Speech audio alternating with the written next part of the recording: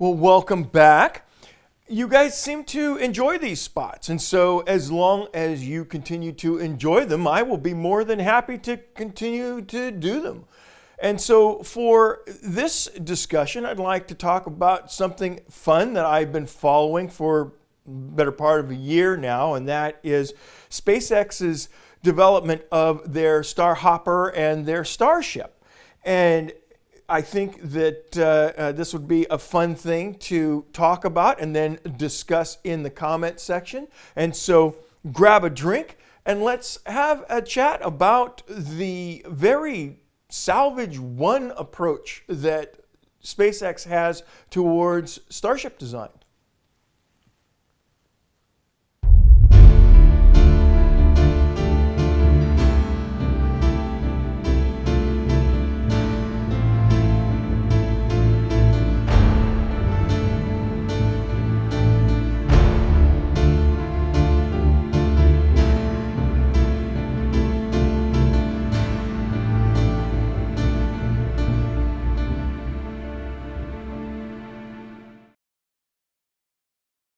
So I'd like to start this video with some acknowledgments. There were 3 YouTube channels that I've been following relatively closely over the last year or so to allow me to keep tabs on what SpaceX was up to.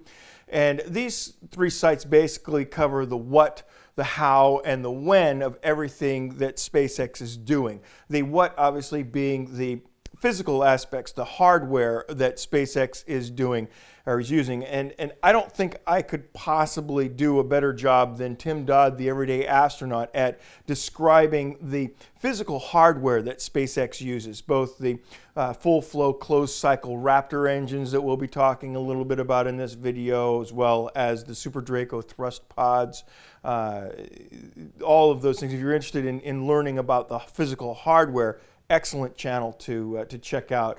The other channel is Scott Manley's channel, and he deals a lot with the mission-specific aspects of what Tesla is up to. If you're interested in learning how Tesla has accomplished what they have in a step-by-step way, talks a little bit about orbital dynamics as well. Maybe we'll go into some of that in later videos, but he does a fantastic job of describing how SpaceX has gotten where they are from a mission standpoint. And then finally, a channel called What About It, run by a gentleman named Felix, and his channel is fantastic if you're interested in finding out what SpaceX's calendar is. When are they going to launch their tests? When are they going to do their missions? He does a great job of teasing that all out and announcing it well in advance. So excellent site there. Obviously, I will link to all 3 of these channels in the description here so that you can go and check those out. But you're here because you want to see this all kind of tied together in a way and present the process of getting into space, getting to the moon, getting to Mars and beyond.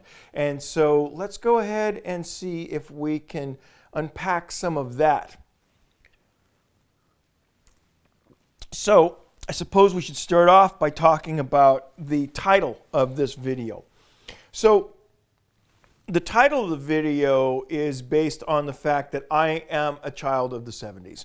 And anybody who grew up in the 70s knows that every thread of the fabric of popular culture at the time involved the space program and the moon program. You had sitcoms like I Dream of Jeannie and action-adventure shows like The $6 Million Man, where they had actually written characters whose careers were as an astronaut or involved in the moon shots, the moon program. So we did not think that when Apollo 17 returned in 1972 that it would be over. We thought, oh, well, okay, so that's the end of the Apollo program, but now we're going to go ahead and regroup and modernize and move forward.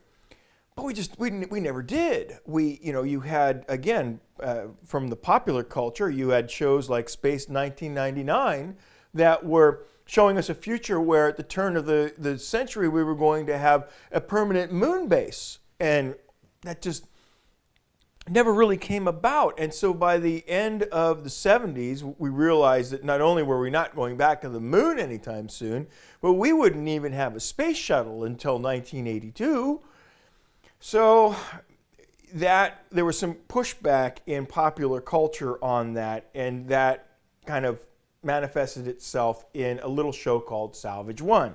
Now, Salvage1 was based on the life of a character played by Andy Griffith, who played Elon Musk, Harry Broderick. And Harry Broderick was a salvage guy that specialized in dealing with the hazardous waste salvage from the space program. And his idea was then he was going to cobble together that salvage and then make his own spaceship and go back to the moon. And so again, that really kind of reflected the general feeling of people around that period. And this is the Salvage1 yard here. No, I'm sorry. That's actually the SpaceX assembly yard in Boca Chica, Texas. This is the Salvage1 yard from the show, showing the spaceship that he made, complete with the cement mixer on top. So the idea here, again, is that it's introducing us to what I want to have as the main theme for this video. And that main theme is human factors. Now, human factors are they are the single most difficult thing to engineer for in any process. And when you're starting with something like a space program, the very first thing that you need to do is you need to convince people that this is even possible. And so the way that Elon Musk did that with SpaceX was his focus was on reusability. And so he was designing something that nobody could even believe, that they were going to actually land rockets on their behind, like this scene here out of a Russian science fiction movie called The Sky Calls. Well, if that looks familiar, it's because Elon Musk recreated a scene right out of Heavy Metal and then landed two boosters side by side. And so that got everybody's attention. It certainly got my attention, even to the point where SpaceX actually had to start explaining to people that landing the boosters wasn't the mission. To us it was, because that was the physical manifestation of the reality that something incredible is happening here. Something very different is happening here. We haven't seen this before. And so that captured the imagination of every 1970s space geek. It also got the attention of the military. It got SpaceX the funding that they would need to move forward in all of this. And the Salvage1 approach, please don't leave any salty comments about that in the comments section of this video.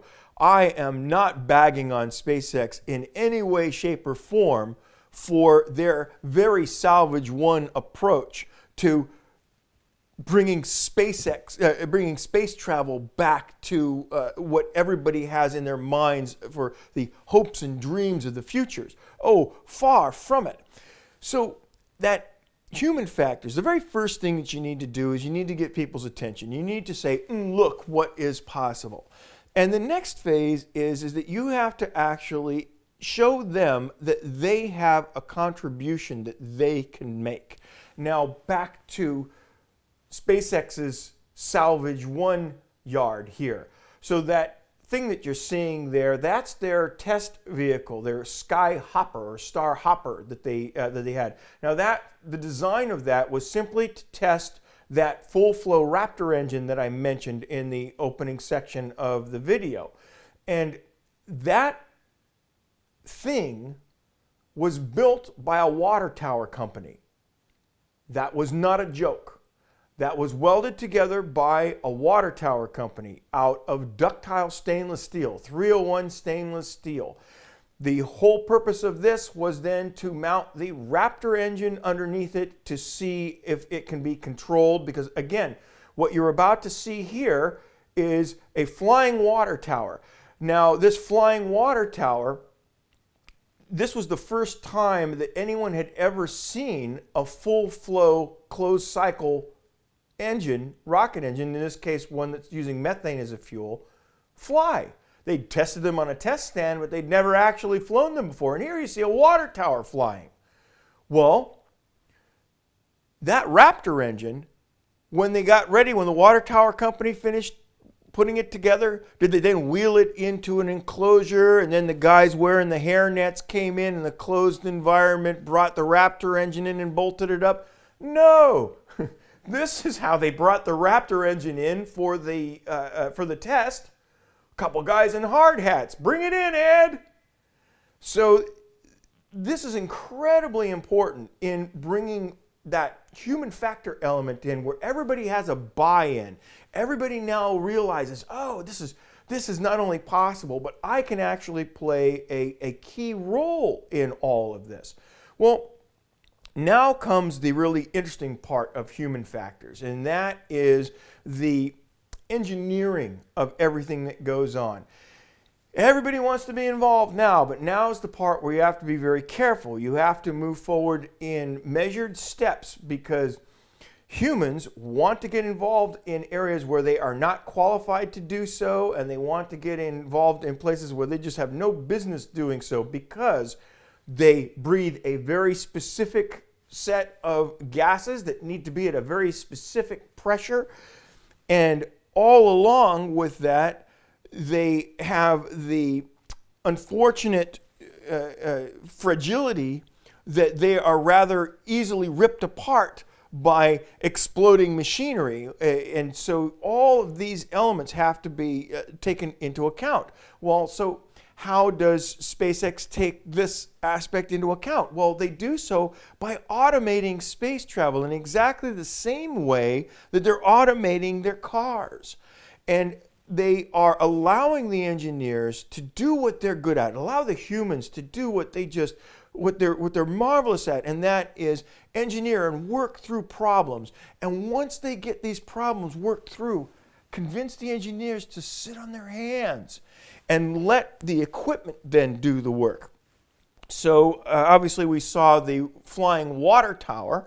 Well, then what we build in SpaceX's open air yard is their actual Starship. Now this one is going to contain 3 of those Raptor engines, and what they're going to do is they're going to fly this up to 20 kilometers or so, and then test its aerodynamics to try and see if they can get the thing to land back on the pad in a controlled fashion. Obviously, that's the baby steps that we go in through here. Well, then they're going to be doing Starship Mark II, Mark III, and Mark IV. And SpaceX, Elon Musk has already said that he feels that at some point between Mark III and Mark IV, they're actually going to be putting this thing into orbit and doing orbital tests. But are there going to be people on them? No, they're not going to be people on them. They're going to be doing these all as part of automated tests.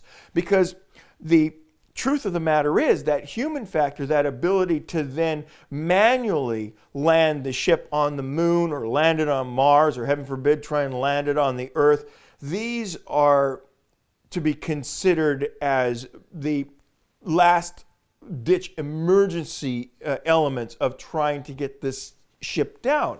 Humans don't deal with compressed time scale very well. What they deal really well with is solving problems when they have enough time to do so.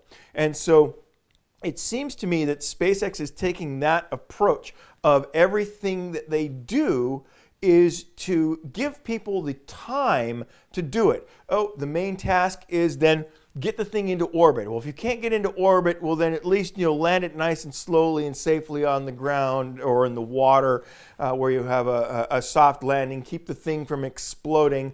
Once you get into orbit, what can you do to extend the amount of time that people are able to survive in orbit until you can send another rocket up to bring the crew, to transfer the crew over. All of these things seem to be in line with with SpaceX's mentality behind the whole thing. That they're planning on having 2 of these starships meet in orbit and be able to dock and refuel one another. Those types of lengthy operations that really lend themselves to the kind of problem solving that humans do really well.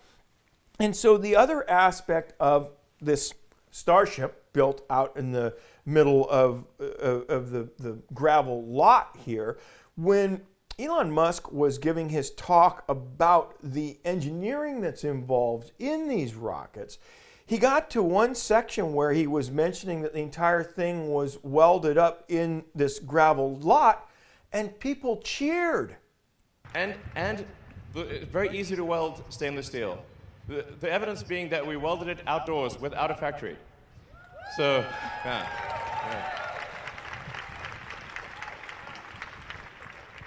That's human factors at work right there. That people love the fact that this can be done in that kind of an environment. But when they've already seen all their lives, these satellites assembled in these, pristine environments, and these, spacecrafts assembled in these pristine environments. And then the other element is, again, going back to this whole presentation that he did, if it's complicated, it's also probably wrong. If the design takes a long time to build, it's the wrong design. This is the fundamental thing. Over and over, it's like the tendency is to complicate things. And I have another thing, which is like the best part is no part. The best process is no process. It weighs nothing, costs nothing, can't go wrong. So, as obvious as that sounds, the best part is no part. Like the thing I'm most impressed with when I have the design meetings at SpaceX is, what did you undesign? And so that also brings us back into that human factors, that realization that we're there on the moon with a piece of hardware that we can actually understand, that we can actually work with. It was assembled in a gravel lot, and so then therefore we should also then be able to assemble it with a little bit of moon dust mixed into the whole picture. Now, for those of you who aren't familiar with lunar regolith, lunar regolith is probably going to be our biggest challenge going back to the moon, because the surface of the moon basically became molten during its formation. And then ever since its formation, 4 billion years ago, it's been bombarded. It's basically, all of those craters are the fact that it cleaned up after itself. It cleaned up its orbit. There's no ring in Earth's orbit anymore. All of those small objects all struck the surface of the moon, and in doing so, they created this fine dust that covers the moon. And when you magnify that dust, it looks like broken glass. And so it's very difficult. It's going to wind up getting into all of the seals of the suits and everything that we use, and so it's going to be something that's going to require us to really be able to deal with. And the start to all of that is doing things like building a ship that is going to go into that environment in the middle of a gravel lot. That's a great place to start. And so then once we get to the moon, we'll be able to better establish, again, over a long period of time, how we're going to deal with all of the effects of that lunar regolith. And the thing that strikes me too about Starship is this the best way to get to the moon? Well, it looks interesting. It looks like something out of a 1950s or 1960s science fiction movie. But the reality is that this is probably not the best design for going to the lunar surface. All right? But this might be. Slap 4 of the Raptor engines on that sucker, vacuum optimize them, and then 8 of the Super Draco thrust pods and a couple of ISS docking ports, and let's send this puppy to the moon. And Elon, if you do this, I will build a little shrine for you right here where we will have an absinthe offering before every space-related video. That would just be an absolutely fantastic thing to see. Now, that brings us to where we're going to kind of close out this video a little bit. Oh, one added thing. So with the rather overpowered SpaceX 1999 Eagle that you see here, one of the things while I was doing this rather tongue-in-cheek mock-up, one of the things that I was looking at was, oh, well, we don't need all those engines. I should just really just show it with one. And then it dawned on me, you know, this is a Boeing 747. And what you'll notice about this British Airways Boeing 747 is that it's got 5 engines on it. Well, it might interest you to know that every 747 from the very moment that that thing was designed as a concept was designed to carry a 5th engine underneath that left wing.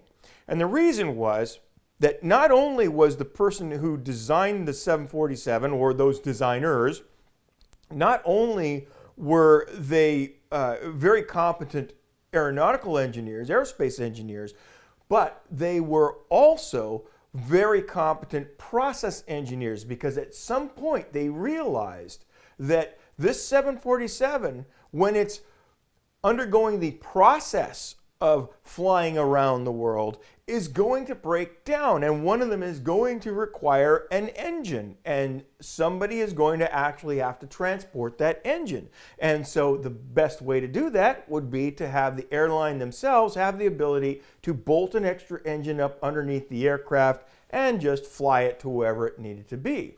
And so then that kind of came back to my memory as I was sticking these engines on the SpaceX 1999 Eagle in Photoshop, and I came to the realization of, ooh, well, actually that might actually be a really interesting thing to do, to mount more engines than the thing actually needed. You have these redundant engines, because at some point you're going to need one.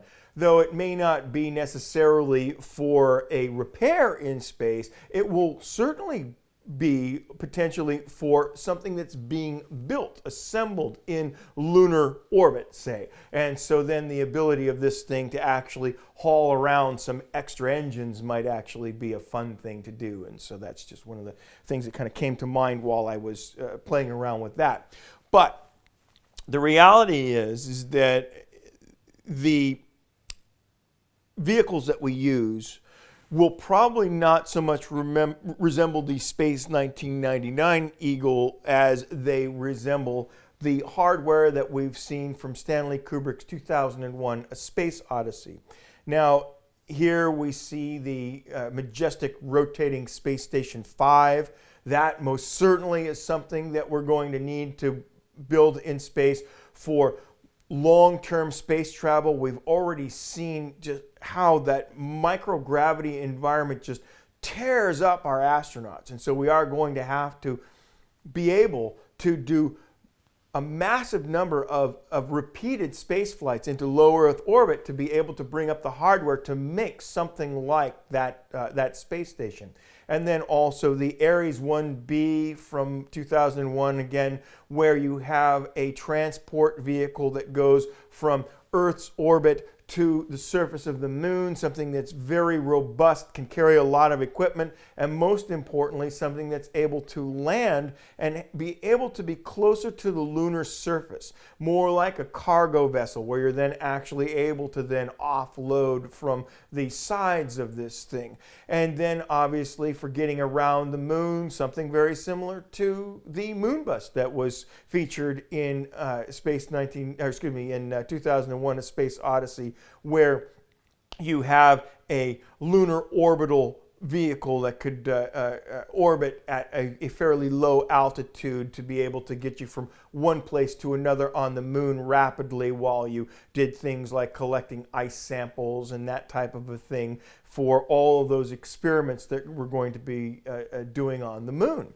And so that's what I want to kind of close this out a little bit with, and understand that when we do finally go into space, we perhaps should consider designing the hardware that we use for remaining in orbit, or for going from Earth's orbit to lunar orbit or to the lunar surface, we might actually want to consider looking at some of this hardware that we have seen in science fiction.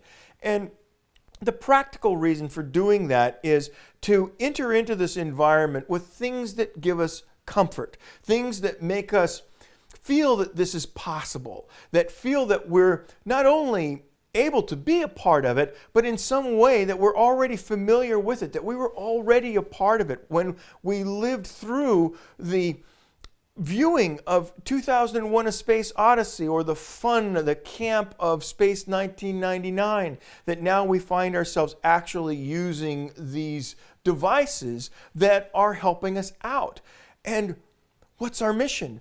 Well, our mission is then to go to the lunar surface, not on vehicles that are unproven, but again, just like the autonomous features on Tesla's cars, SpaceX will be designing these vehicles so that you're going to go to the moon to refuel a SpaceX 1999 Eagle.